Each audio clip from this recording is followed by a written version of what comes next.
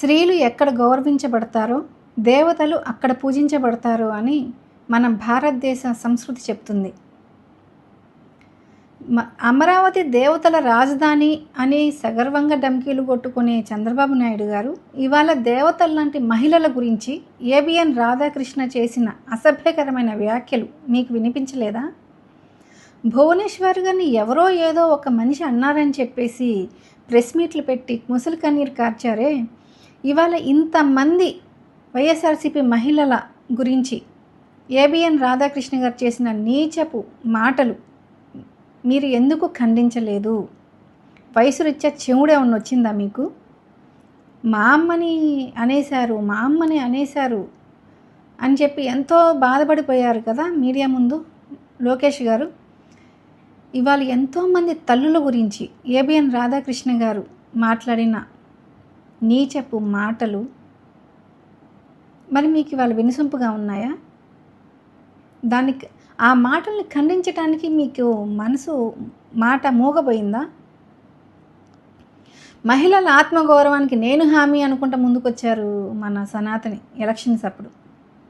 అయిపోయినాయిగా ఎలక్షన్లు, ఎండలు ఎక్కువ ఉన్నాయని హిమాలయాలకు వెళ్ళి పడుకుని ఉంటారు. ఇక మీరు ఎన్నన్నా మాట్లాడండి, ఆయనకి వినిపించదు.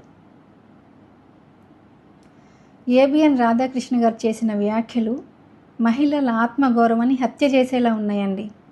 మహిళల్ని గౌరవించే ప్రతి ఒక్కళ్ళు పార్టీలకి అతీతంగా ముందుకొచ్చి రాధాకృష్ణ గారి మాటల్ని ఖండించాలి.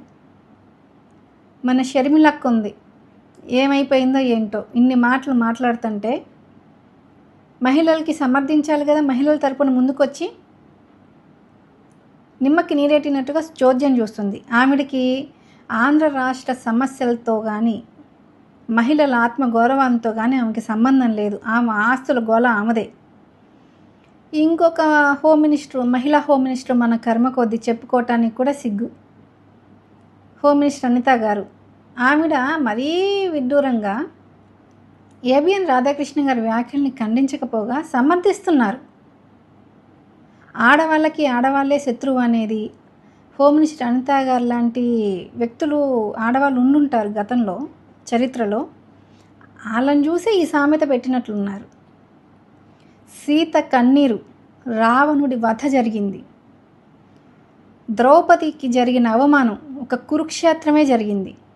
ఈరోజు వైఎస్ఆర్సీపీ మహిళలకి జరిగిన అవమానం టీడీపీ పార్టీ, తెలుగుదేశం పార్టీ పతనానికి నాంది పలికింది. ఇంటికి దీపం కంటికి రూపం కన్నీరొలికిందా శాపం.